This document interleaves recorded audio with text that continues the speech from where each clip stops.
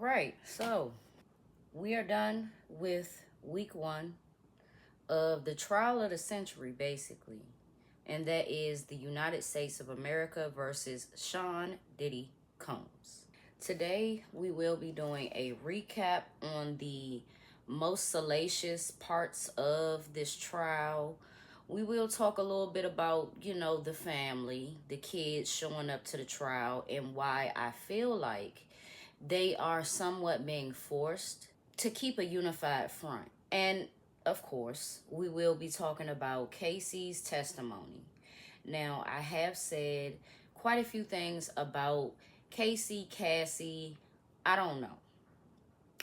I always say it different every video. It depends on how I feel. But anyways, Cassie Ventura, we all know, had a promising R&B career. At first, she was linked up with Ryan Leslie. That would have been a very good look for her, continuing that. And I didn't know that they actually dated. Around the time that she was dating Ryan Leslie is when she met Diddy and got up under his wing. I'm glad that they got her testimony over with, because she is about to give birth to a beautiful, healthy, strong baby boy. I did bash Cassie for settling her lawsuit so quick, but I did not know that there would be a situation that she would have to testify even still. Because, when you settle a lawsuit, they have certain clauses in there in which you can't speak about this and that. But this is the United States of America government, okay? We all know that she had a very promising career, got up under his wing, and she made a few songs, but she still stayed along his side while her career was going nowhere. So that's the only reason why I thought it was love. He said that she was going to be the one on top of the R&B charts and things like that, and she did it a few times, but it wasn't enough to like put her in the Hall of Fame or nothing. What do I talk about first?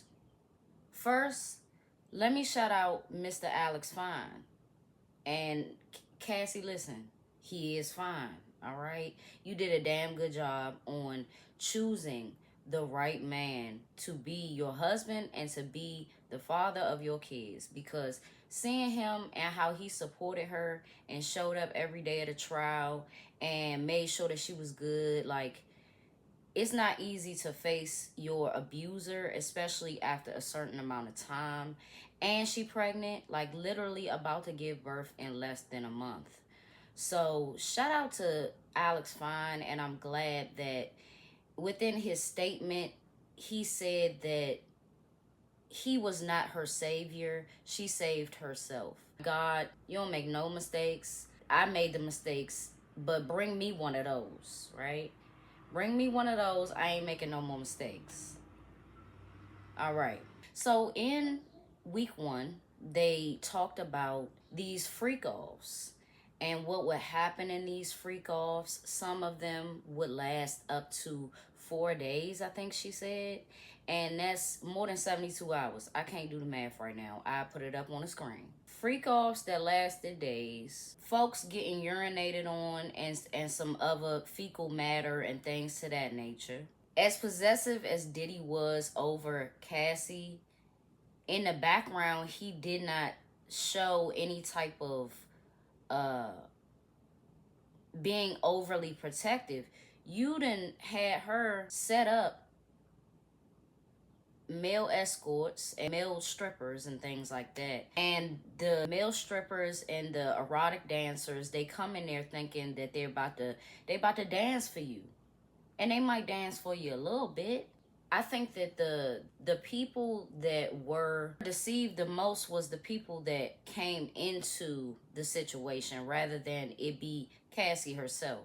The text messages and how they maneuvered from, the male stripper dancing to, oh, let's have you all up with this laced baby oil.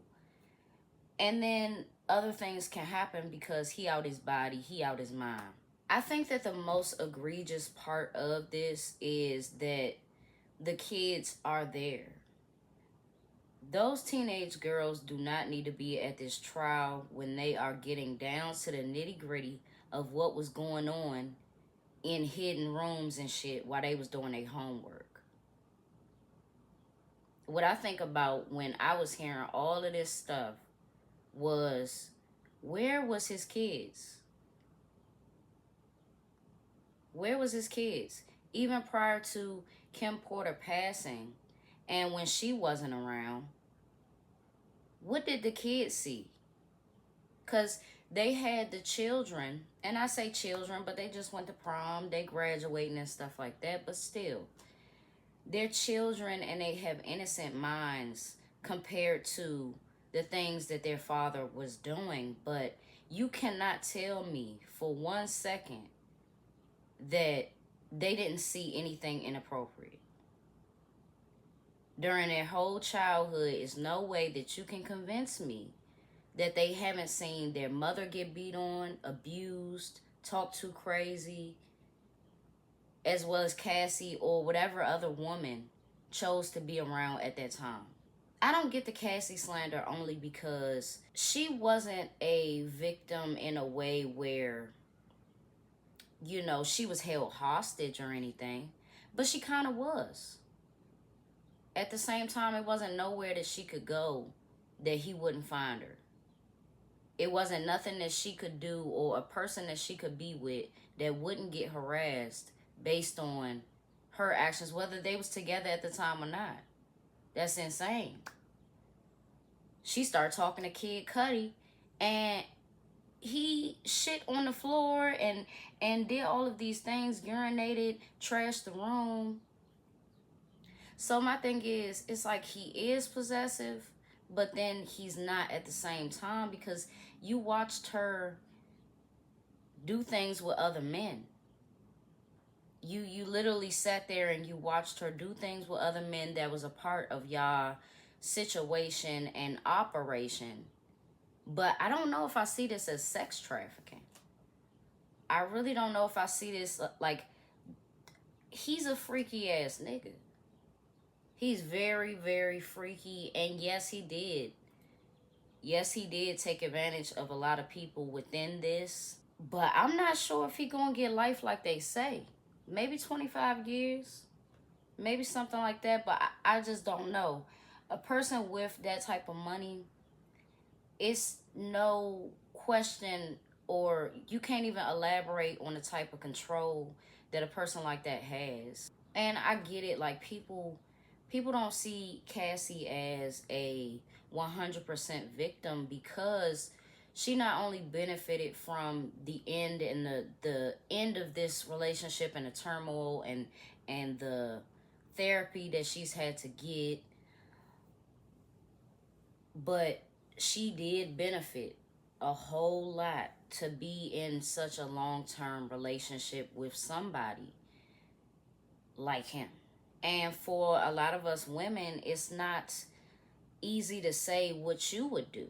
She got about 20 mil from Diddy, and then she got about 10 mil from the hotel where that incident happened at. So a lot of people see them numbers and say, well, she deserves something, but she don't deserve all that much. I would hope that any woman that's getting beat on, because even if she wanted to do the freak offs and she, you know, recruited folks and told them how it was going to go, and then it went that way, she still was getting knocked upside her head from sun up to sundown. And let's say one day she say, oh, I don't feel like doing that today. The same way that we saw that 15-minute hotel video. He'd throw shit at her head, knock her to the ground, stomp her out. It shouldn't be so easy for women if you haven't lived that type of life. And I'm not talking about money, I'm talking about violence. If you haven't lived that type of life, it's hard to say what you would do. It would be easy for you to say, oh, I would be the whistleblower and I would really put him under the jail. It's easy to say, but it's hard to do. Especially when you got some type of love for your abuser. It happens every day. I don't know why we're acting surprised with that. So the children. The thing about week 1 that really made my skin crawl is that I feel like Diddy really wants all of them to be there, and to keep a unified front that all of my kids support their daddy and they showing up for me. It's very selfish. Those little girls, those 3 girls, they deserve to be enjoying their last of their senior year. Prom was just the other day, so you mean to tell me today is Monday and they're gonna have to keep putting their own shit aside for their sick ass daddy? For their freaky ass daddy at that? No. No. And it's crazy because women are showing up that I didn't think would show up. And it's Diddy's second baby mom, Missa Hilton. So we gonna act like when your son got that last DUI, we not gonna act like you was at Diddy's throat. When is Missa, fuck what the kids gotta say, when is Missa gonna come out and say something about what she went through back in the days when she was a hot tenderoni? What is your truth? Talking about you came there to support your son. Well, your son is there to support his father, so are you there to support the dad too? Are you shocked by any of this damn testimony? The fuck you been through, Missa? I heard about that Mary J. Blige shit. Heard about it. And now she coming in there with a motherfucking walker. Lord, I don't know what type of incident she done been in. Maybe Mary J. Blige and them got together and whooped her ass. I don't know. But she need to sit down. You can support your son from a distance. That's a grown man. If that grown man want to support his daddy, and you ain't got no, like, you don't have to be there. You don't have to do that. But I get it. I do get it. I do get it. And it's fine. But still, to keep having the kids go in and out of the courtroom because you don't want them to hear certain things, y'all shouldn't have had them there in the first place. It could just be Quincy, Justin, and the King Combs. Diddy Jr. look just like his motherfucking father. He better not act like him, though. He better, hey, King Combs, stick with the one body by Raven. Stick with her. So yes, I do think that Cassie was a willing participant in these freak-offs, but that don't mean she signed up to get drop-kicked. That don't mean she signed up to get talked to crazy and told when to shave her hair. All of this controlling bullshit.